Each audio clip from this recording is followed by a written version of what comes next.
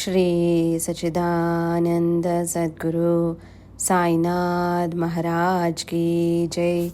सद्गुरु श्री साईनाथुनि शरद बाबूजी की जय। పూర్ణావధూత శ్రీ పూండి స్వామి, మా మంచి స్వామి. పేరు వెంకటేశన్, వయస్సు 65 సంవత్సరములు, ఊరు పూండి. శ్రీ పూండి స్వామి సంచరిస్తున్న కాలం నుంచి నాకు తెలుసు. వారు గొప్ప మహనీయులు. వారు ఏకాంతంగా ఉండటానికి ఇష్టపడేవారు. శ్రీ స్వామి అరుగు మీద స్థిరాసనులైన తర్వాత మా అమ్మ ఒకసారి వారిని దర్శించుకున్నప్పుడు వారికి నా గురించి నేను బాధ్యత లేకుండా తిరుగుతున్నానని, పెళ్లి కూడా చేసుకోనంటున్నానని, ఏమీ చేయకుండా శ్రీ స్వామి దగ్గరే ఉంటున్నానని వారికి మొరపెట్టుకుంది. శ్రీ స్వామియే నాకు మంచి చేయాలని ఎంతో ఆర్తితో ప్రార్థించింది. అప్పుడు వారు అమ్మతో, నేను వాడికి చెప్పాను, వాడు బాగా చదువుకొని జీవితంలో చక్కగా ఉంటాడు, పెళ్లి చేసుకుంటాడు అని ఆమెకు అభయమిచ్చారు. వారి అనుగ్రహంతో కూడిన ఆ అభయమే నా జీవితాన్ని ఆనందభరితం చేసింది. నేను అప్పుడప్పుడు శ్రీ స్వామిని నా భవిష్యత్తు గురించి అడిగేవాడిని. వారు ఎంతో ప్రేమతో చక్కగా సంతోషంగా ఉంటావు అని సెలవిచ్చేవారు. శ్రీ స్వామి దగ్గరకు వివిధ ప్రాంతాల నుంచి ఎందరో భక్తులు వచ్చేవారు. కొందరికి తమిళ భాష అర్థమయ్యేది కాదు. అటువంటి సందర్భాలలో నేను శ్రీ స్వామి తమిళంలో మాట్లాడిన మాటలు వారికి అనువాదం చేసి చెప్పేవాడిని. శ్రీ స్వామి వద్దకు విదేశీయులు కూడా వచ్చేవారు. వారికి శ్రీ స్వామి చెప్పిన మాటలను నేను వారికి ఇంగ్లీషులోకి అనువదించి చెప్పేవాడిని.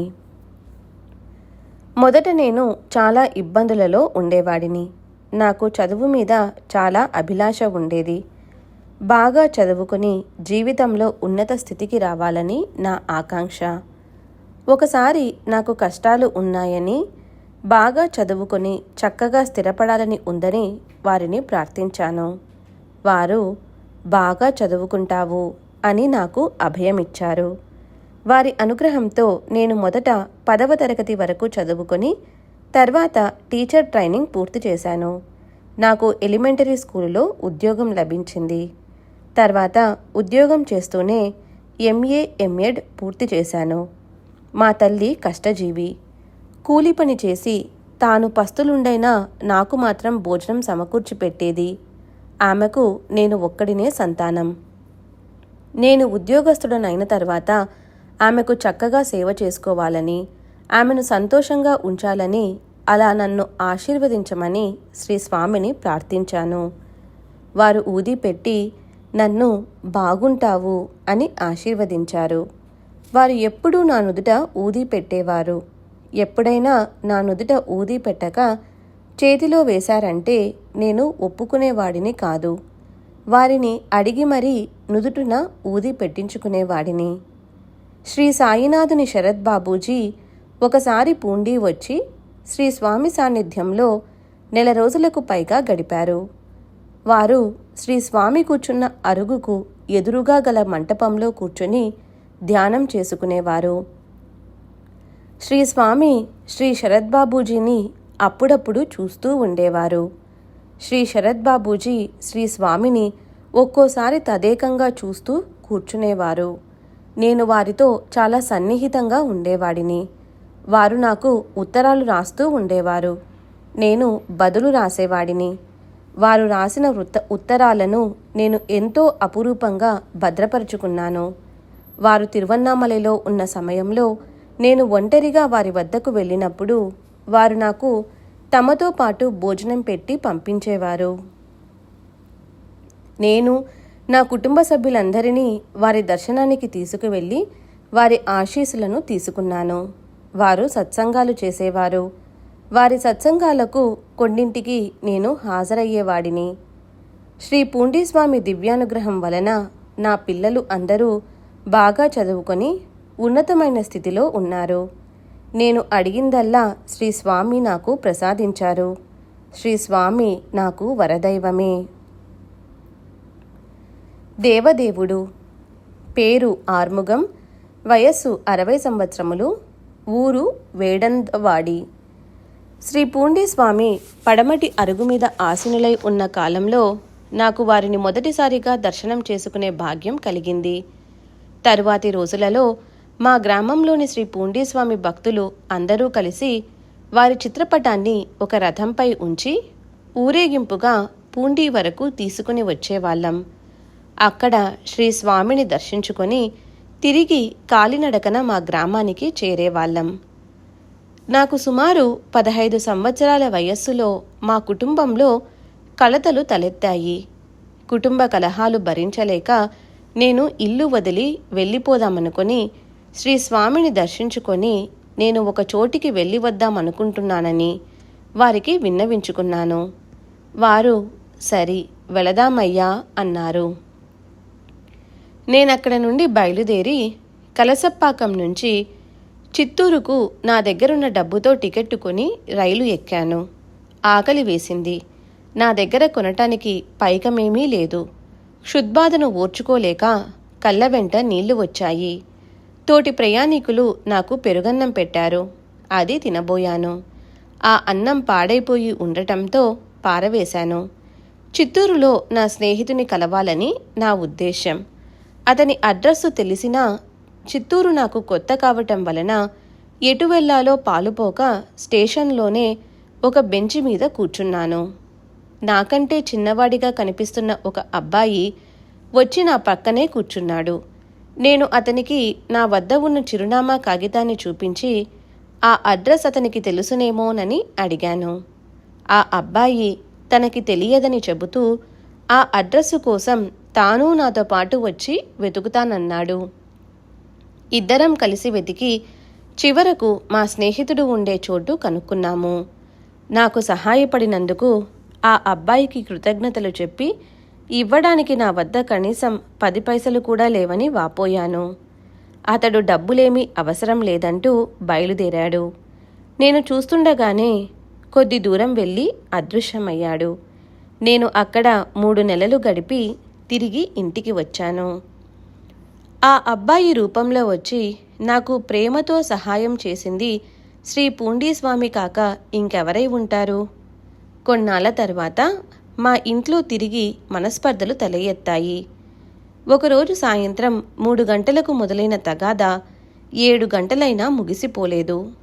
నేను ఇంట్లో ఉన్న శ్రీ పూండి స్వామి చిత్రపటం వద్దకు వెళ్ళి వారికి నా మనసులోని వేదనంతా చెప్పుకున్నాను. కొద్ది రోజులలో నాకు వచ్చిన ఆ సమస్య సమసిపోయింది. అంతా శ్రీ స్వామి అనుగ్రహమే. ఒకరోజు నేను మా పొలంలో ఉన్న రాళ్లను ఏరివేస్తున్నాను. ఆ సమయంలో వృద్ధుడైన ఒక సాధువు చేతిలో ఒక చిన్న చెంబు పట్టుకొని తూర్పు దిశ నుండి రావడం చూసి వారిని మా పొలంలోకి ఆహ్వానించాను. వారు వచ్చారు. అప్పుడు నా దగ్గర ఇంటి వద్ద నుంచి ఒక చెంబులో తెచ్చుకున్న అంబలో లేక మంచినీళ్ళో ఉన్నాయి.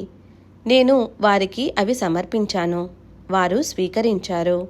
ఆ తర్వాత రాళ్ళు పగలగొట్టడానికి నేను చేతిలో ఒక సమ్మెట పట్టుకున్నాను.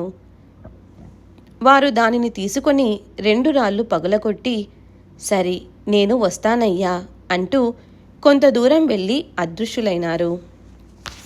వారు శ్రీ స్వామివారేనని నా దృఢ విశ్వాసం. వారు ఇలా నన్ను ఎప్పుడూ కాపాడుతూనే ఉన్నారు.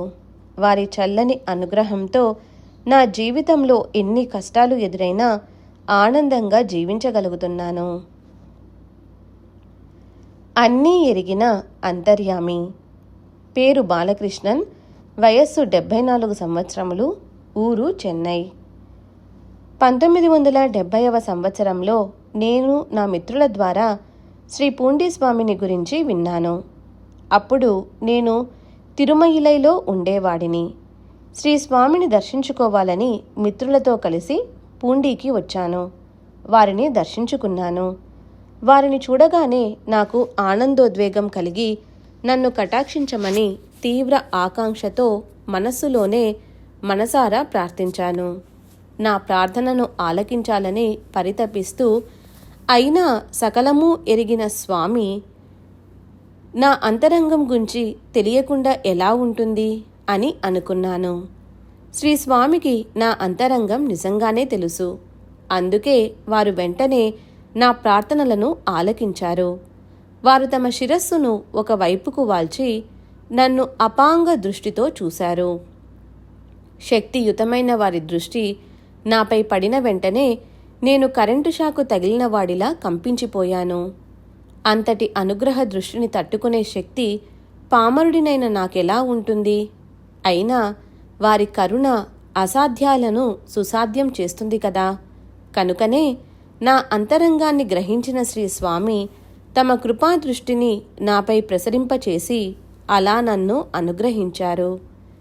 నేను ఉద్యోగం చేస్తున్న కార్యాలయంలోనే పనిచేస్తున్న నా మిత్రుడు కూడా శ్రీ స్వామి భక్తుడే. అతనితో నేను అతను పూండి వెళ్ళినప్పుడు శ్రీ పూండి స్వామిని అడిగి నా కోసం ఊదీ ప్రసాదం తెమ్మన్నాను. అతను పూండి స్వామిని దర్శించేందుకు వెళ్ళినప్పుడు నా మాట గుర్తుపెట్టుకొని శ్రీ స్వామిని నా కోసం ఊదీ కావాలని అడిగాడు.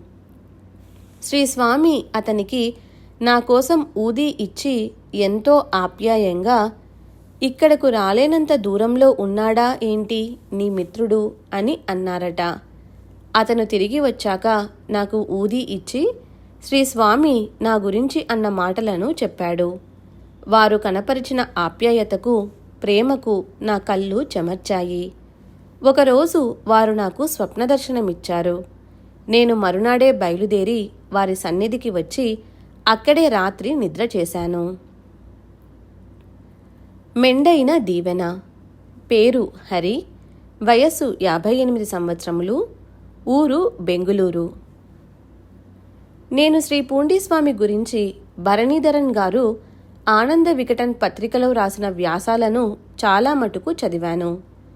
నేను 1977లో శ్రీ స్వామిని ప్రథమంగా దర్శించుకున్నాను. అప్పుడు నేను చేస్తున్న వ్యాపారం కలిసి రావాలని వారి ఆశీస్సులు కోరాను. వారు నన్ను చక్కగా ఉంటావు అని ఆశీర్వదించారు. నేను వ్యాపార రీత్యా ఢిల్లీలో ఉండటం వలన తరచూ శ్రీ స్వామిని దర్శించుకునే అదృష్టం నాకు లేకపోయింది. 1978లో ఒకసారి వారిని దర్శించుకుని వారి పాదాలకు ప్రణమిల్లి వారి ఆశీస్సులను కోరాను. వారు నేను బాగుంటానని అభయహస్తంతో నన్ను అనుగ్రహించారు. నాటి నుండి మా వ్యాపారం వృద్ధి చెంది పేరు ప్రతిష్టలను, ధనాన్ని సంపాదించుకున్నాను. రమణి అనే వ్యక్తి నాకు వరుసకు మామ. ఆయన శ్రీ పూండీస్వామి భక్తుడు. ఆయన శ్రీ స్వామి దర్శనార్థం వెళ్ళినప్పుడు శ్రీ స్వామి అతనికి మహా అవతార్ బాబాజీ గురించి చెప్పారట. శ్రీ బాబాజీని గురించి మా మామకు తెలియజేసింది శ్రీ స్వామియే. ఎవరైనా యోగాభ్యాసం నేర్పమని శ్రీ పూండీస్వామిని అడిగితే వారు రాంచీలోని ఆశ్రమంలో ఉన్న శ్రీ బాబాజీ గారి శిష్యుల దగ్గర యోగాభ్యాసం నేర్చుకోమని వారిని పంపేవారట. శ్రీ స్వామి మా మామగారితో శ్రీ బాబాజీ గురించి చాలా విషయాలు చెప్పి వారు గొప్ప సిద్ధపురుషులని అన్నారట. ఢిల్లీలో ఉన్న సమయంలో నేను కూడా శ్రీ బాబాజీ ఆశ్రమానికి వెళ్ళి క్రియాయోగాన్ని నేర్చుకున్నాను. శ్రీ స్వామి మహాసమాధి చెందిన తదుపరి సమాధి మందిర నిర్మాణంలో నాకు చేతనైనంత పాలు పంచుకునేలా వారు నన్ను ఆశీర్వదించారు. వారు తమను ఆశ్రయించిన భక్తులను సవ్యమార్గాన నడిపించి అనుగ్రహిస్తారు. శ్రీ పూండీస్వామి సమాధి మందిరంలో ధ్యానంలో కూర్చొని వారితో ఇప్పుడు కూడా మాట్లాడవచ్చు అన్నది నా స్వానుభవం. కరుణాసముద్రులు శ్రీ స్వామి. సర్వ విద్యలకు స్వామియే మూలం. పేరు సదానంద స్వామి. వయస్సు 64 సంవత్సరములు. ఊరు దారాపురం. నేను శ్రీ పూండీస్వామిని 1976వ సంవత్సరంలో దర్శించుకున్నాను. నేను కావేరీ నదికి ఉత్తర దిక్కున ప్రయాణిస్తుంటే అక్కడ ఉండే శ్రీ పూండీస్వామిని కావేరీకి దక్షిణ దిక్కున సంచరిస్తుంటే ఆ ప్రక్కన ఉన్న దిండిగల్లు సమీపంలోని శ్రీ కశవనాంబట్టి స్వామిని దర్శనం చేసుకుంటూ ఉండేవాడిని. దర్శన సమయంలో నేను శ్రీ స్వామిని ఏ కోరికలు కోరేవాడిని కాదు. అయినా వారి అనుగ్రహంతో నేనెంతో ఆధ్యాత్మిక లబ్ధిని పొందాను. నాకు చాలా భాషలు నేర్చుకోవాలనే ఆకాంక్ష ఉండేది. ఒకసారి శ్రీ స్వామిని దర్శించి సంస్కృతం నేర్చుకోవటానికి వారి ఆశీస్సులను అభ్యర్థించాను. వారు వెళ్ళి చదువుకునిరా అని నన్ను ప్రేమతో దీవించి పంపారు. నేను తిరుమయైపాడి మఠంలో సంస్కృతం అభ్యసించాను. తర్వాత శ్రీ స్వామిని దర్శించుకోవడానికి పూండి వచ్చాను. అప్పుడు సమయం ఉదయం 11 గంటలు. క్యూలో పెద్దగా జనం లేరు. నేను నేర్చుకున్న విద్య నాకు చక్కగా ఉపయోగపడాలని మనస్సులో ప్రార్థిస్తూ వారి చెంతకు చేరాను. శ్రీ స్వామి నా ప్రక్కన ఉన్న వ్యక్తికి చెబుతున్నట్లు, ఊ అన్నీ చదువుకుంటే వ్యాపారం బాగా చేయవచ్చు అన్నారు. శ్రీ స్వామి ఆ మాట నాకే చెబుతున్నట్లుగా అనిపించి చాలా బాధ కలిగింది.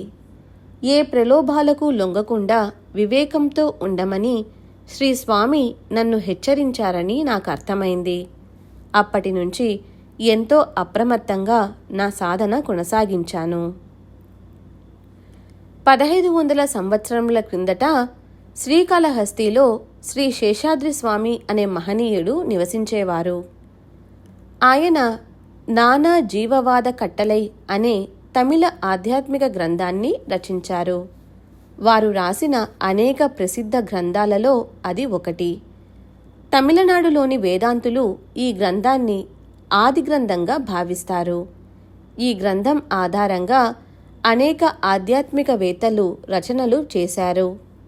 ఒక భక్తుడు వారి గురువుగారి ఆజ్ఞానుసారం ఈ గ్రంథాన్ని ఆధారంగా చేసుకుని అర్థదీపికై అనే పేరుతో 1924లో ఒక గ్రంథాన్ని రాశారు.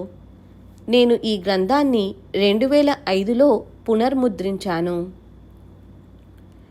పళనికి ఉత్తరాన గల పొన్నుదిమలై అనే కొండ మీద శ్రీ భోగర్ శిష్యుడైన శ్రీ కొంకణ మహర్షి ఆలయం ఉంది.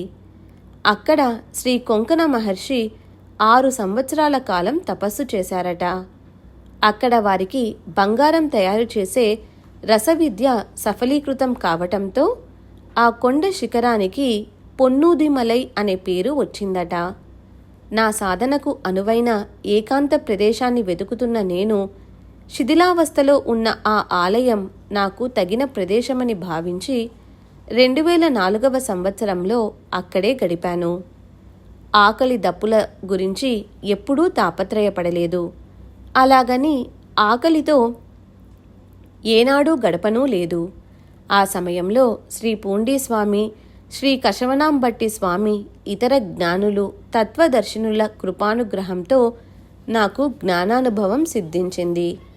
ఆ సమయంలోనే 2005లో నేను ప్రస్తుత కాలంలో అలభ్యంగా ఉన్న నానా జీవవాద కట్టలై అనే గ్రంథాన్ని పునర్ముద్రించాను. తర్వాత నేను శ్రీ దయానంద సరస్వతి స్వామిని ఆనకట్టలోని వారి ఆశ్రమంలో ఒకసారి కలిశాను. వారికి నేను పునర్ముద్రించిన గ్రంథాన్ని గూర్చి వివరించాను.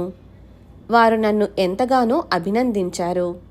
వారు తమిళనాడులో ఇటువంటి గొప్ప సన్యాసులున్నారా అని అడిగి నా తదుపరి కార్యక్రమాన్ని గురించి ప్రస్తావించారు.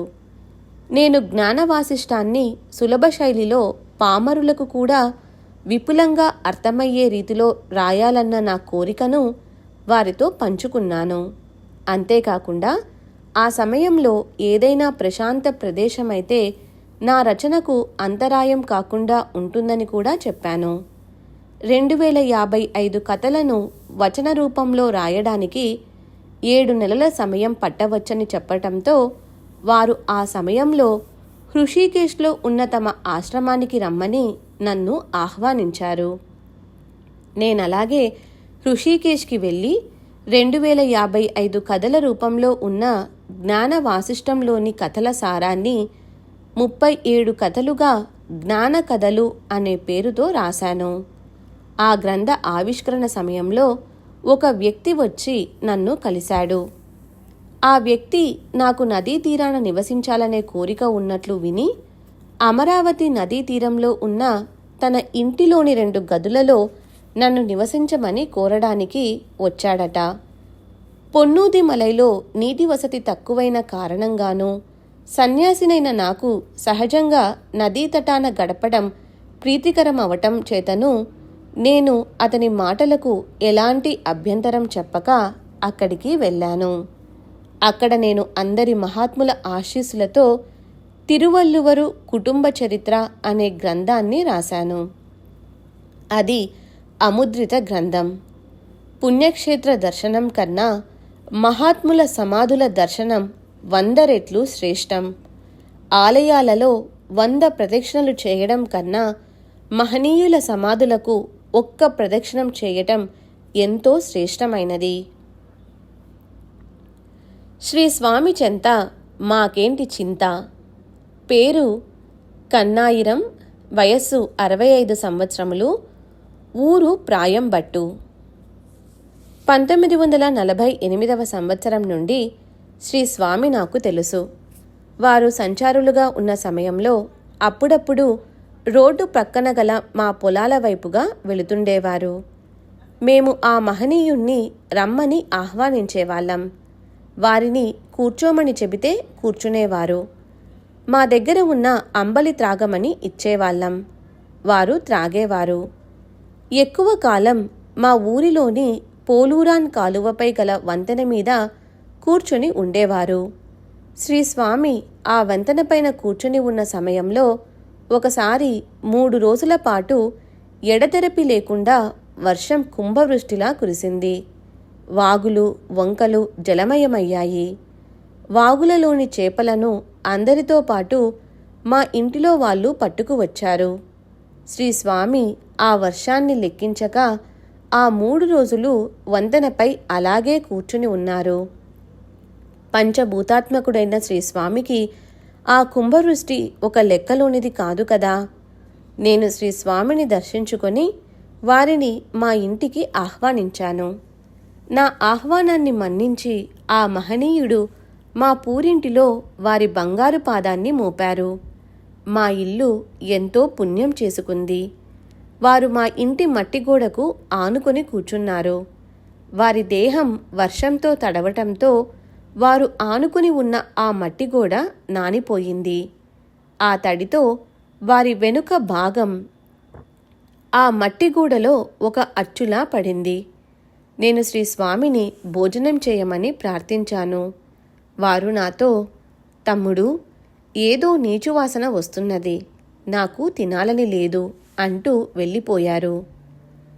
నేను మిలిటరీలో వెహికల్ మెకానిక్గా ఉద్యోగం చేస్తున్నప్పుడు ఒకసారి 2 నెలలు సెలవులు ఇచ్చారు. నేను ఇంటికి వచ్చాను. ఆ సమయంలో ప్రతినిత్యం శ్రీ స్వామిని దర్శించుకునేవాడిని. వారప్పుడు అరుగు మీద ఆసీనులై ఉండేవారు. బయలుదేరే ముందు రోజు సర్దుకునే హడావుడిలో వారిని తీరికగా దర్శించుకునే వీలు కలగలేదు. బయలుదేరే సమయం దగ్గర పడుతున్నది. నేను నా లగేజినంతా ఒక ఎద్దుల బండిలో పెట్టి రైల్వే స్టేషన్కు పంపించి శ్రీ స్వామిని దర్శించుకొని నాకు టైం అయిపోతున్నది కనుక తొందరగా సెలవు ఇమ్మని కోరాను. వారు 2 రోజులు ఆగి వెళ్ళమన్నారు. వారు మహామహిమాన్వితులని తెలిసినా మన అజ్ఞానం ఆ వివేకాన్ని మృంగివేస్తుంది కాబోలు. వారికి నా విషయమేమీ తెలియనట్లు నేను ప్రభుత్వ ఉద్యోగినని, డ్యూటీకి వెళ్ళి తీరాలని దృఢంగా అన్నాను. తర్వాత వారి కోసం టీ తీసుకుని వెళ్ళాను. నేను ఏది సమర్పించినా ఎప్పుడూ స్వీకరించే శ్రీ స్వామి ఆ రోజు నేనిచ్చిన టీని త్రాగలేదు. పక్కనే ఉన్న ఒక పాత్రలో దానిని వంపేశారు. నేను మళ్ళీ వెళ్ళి టీ తీసుకుని వచ్చి వారికి సమర్పించాను. వారు దానిని చేతిలోనికి తీసుకున్నారు, కానీ త్రాగకుండా పక్కన పెట్టేశారు. నేనేదో అపరాధం చేశానని నాకనిపించింది. ట్రైన్ టైం అవ్వటం వలన నాకు అసహనంగా కూడా ఉంది.